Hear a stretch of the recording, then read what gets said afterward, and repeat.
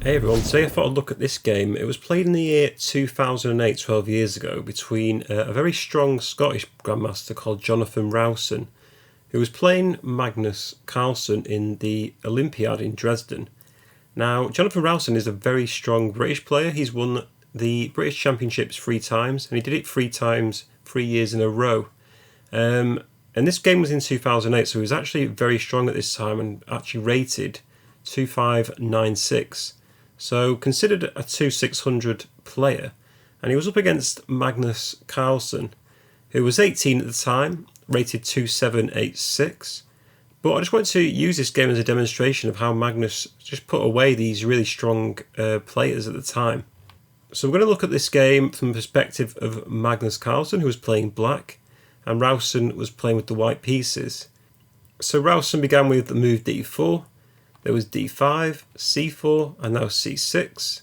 Black's building a very strong centre, and after Rowson played knight to f3, Magnus played e6, which is considered the Dutch stonewall and actually has a very strong centre here, as I've marked all the pawns in green.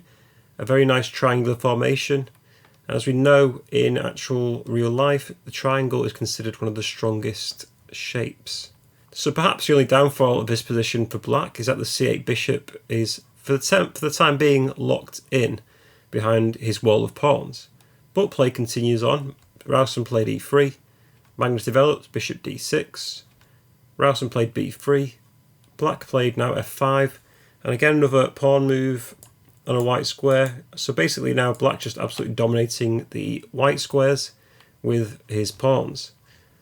Play continued with bishop to e2. There was knight to f6, castles, queen e7, bishop b2, and Magnus now played b6. A nice move. It stops white from ever playing the move c5, but more importantly now black can develop the bishop to either b7 or a6. That bishop has to go somewhere. It makes a lot of sense to put it on the b7 square, to be honest. Queen c1 was now played, and Rowson's plan is quite simple. Black's got very strong bishop and queen here in the dark squares, and basically all Rowson wants to do is play bishop to a3 and try and trade off bishops. Magnus continues though with bishop to b7. There's bishop to a3, and Magnus just develops again, knight bd7. So black's actually doing nothing special here. Built up a very strong centre and has just developed his pieces. Now it's perfectly possible for white to take this bishop off with bishop takes, queen takes, and trade in the centre, and after e takes d5, white could have played it this way, bishop to d3.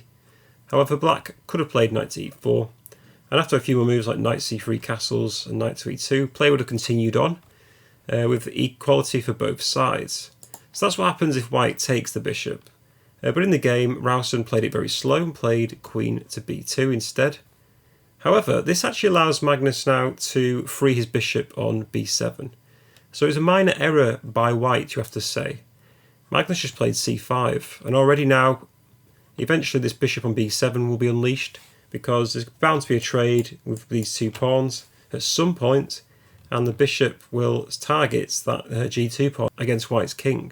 If white captures straight away with takes, then black can just recapture, and if there was another trade, perhaps maybe white could have played b4, but even so, after captures, and bishop takes b4, white could have played a3, bishop c5 takes, and rook to b8 would have been played. So that was actually white's best chance according to Stockfish.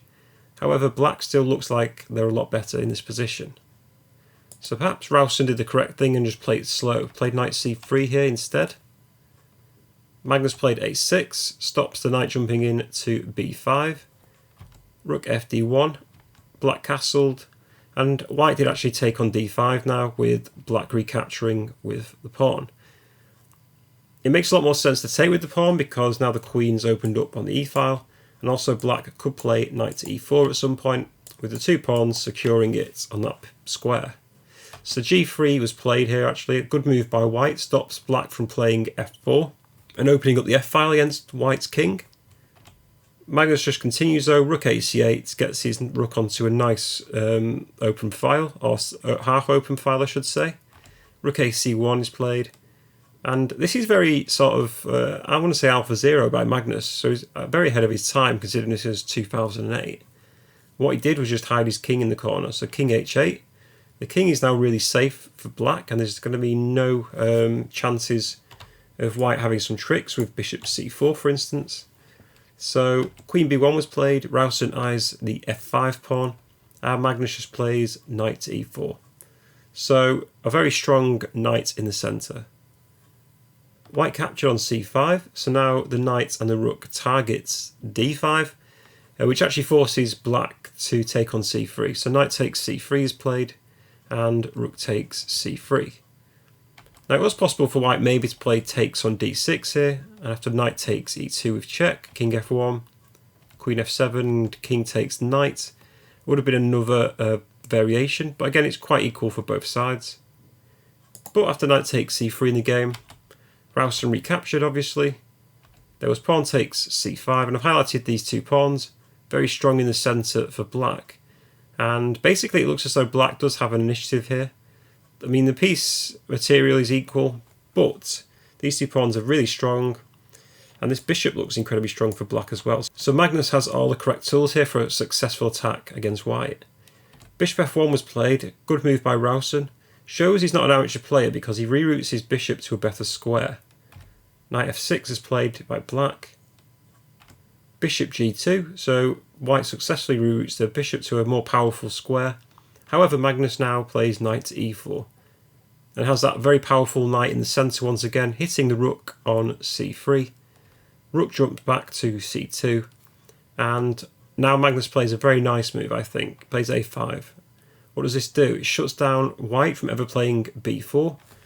So white can no longer harass this c-pawn, and also gives a space to the bishop to move to a6 if it ever wishes. But yeah, a5 was a very strong move. If we look here, it's possible for white to maybe play b4, which would force black to push this pawn up. And if that happens, then white could easily consolidate and jump a knight in to d4. So a5 was an incredibly important move. And I think that's one of the main differences between an average player and a strong player like Magnus. a5, I think most of us would have missed that. So bishop b2 was played. Makes sense for Rowson to reroute the other bishop. Rook f7.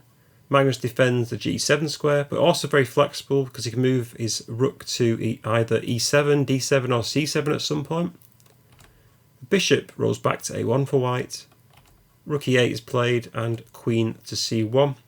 And again, Magnus makes another very smart move, just plays h6. Going to move the king to h7, gives the king a safety square and gets the king off the horrible diagonal from this bishop.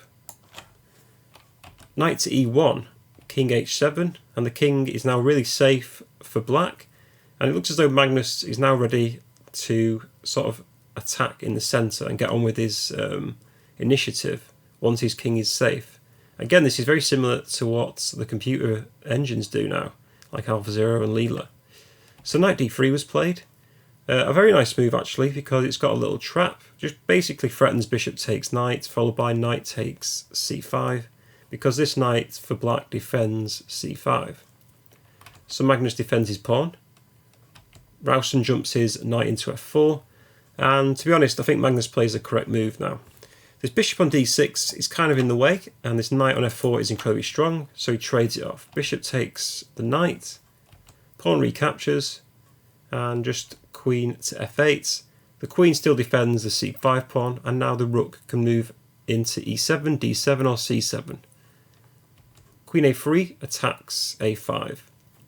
And again, I think most of us here may play moves like queen to d8. It's not a bad move, but it's not necessarily good either, because now white could play f3, hit the knight, after knight to f6, rook takes c5, wins a pawn for white.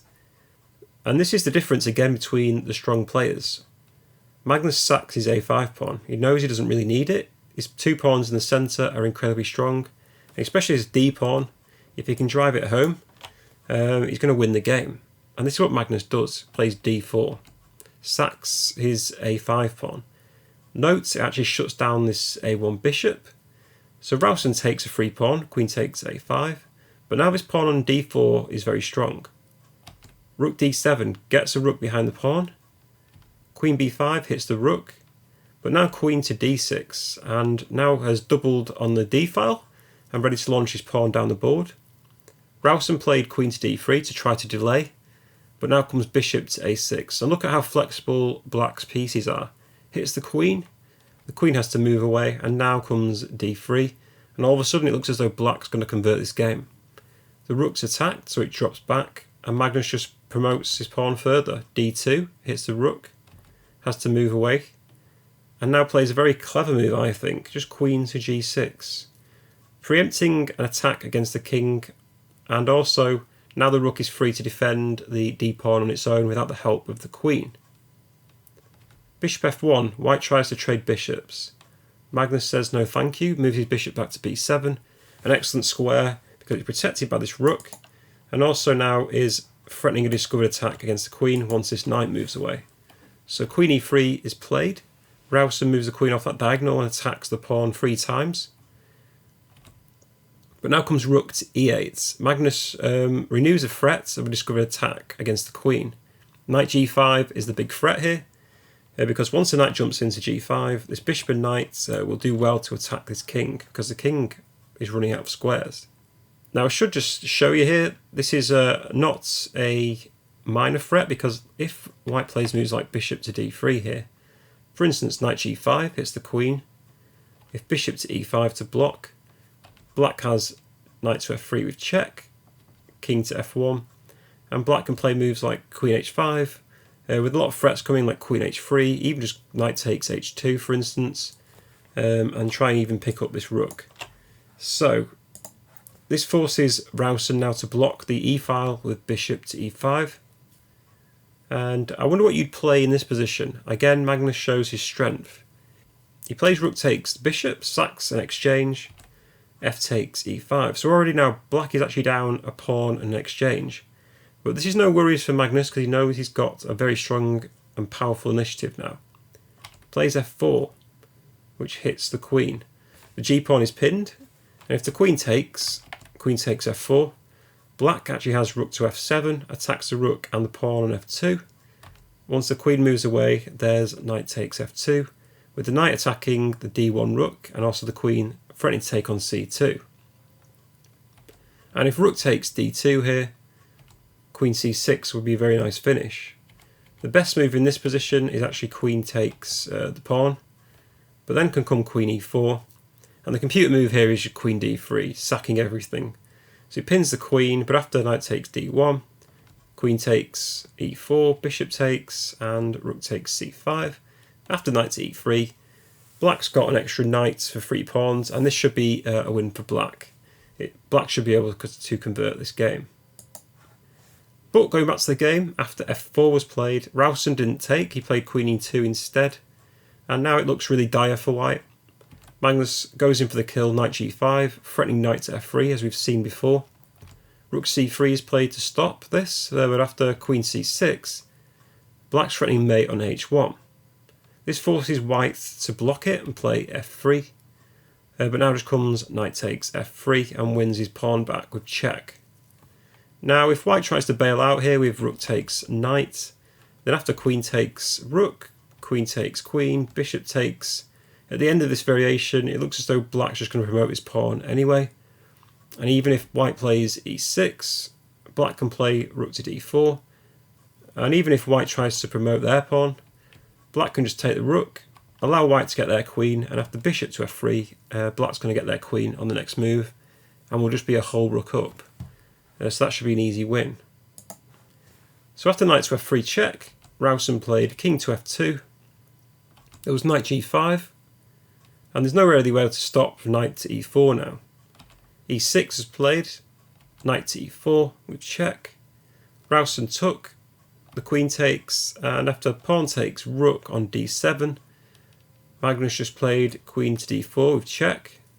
King went to e2, and Magnus played bishop to a6 with check. And here actually white resigned the game. So why did he resign? Because if king f3, black has bishop b7 with check, and if the king went backwards, there's a nice queen takes c3, threatening mate on e3, and if rook takes d2, there's f3 check, the king goes back and just bishop to e4, with Queen A1 mating ideas.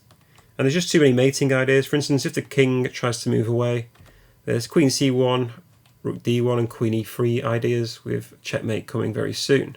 So this was the final position. I'll post a link to the game below in the description so you can check it out yourselves, because I may have gone through this analysis quite quickly.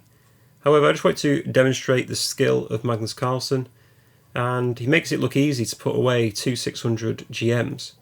And to be honest, he actually didn't do anything special. He just played normal solid moves that I think the majority of us could find. But he played those 1 or 2 special moves that a lot of us would have missed. And that's the difference between the average player and the strong player. Anyway, thank you for watching my video. Hope you enjoyed. Please do drop a like, comment or subscribe if you did, and see you in the next one.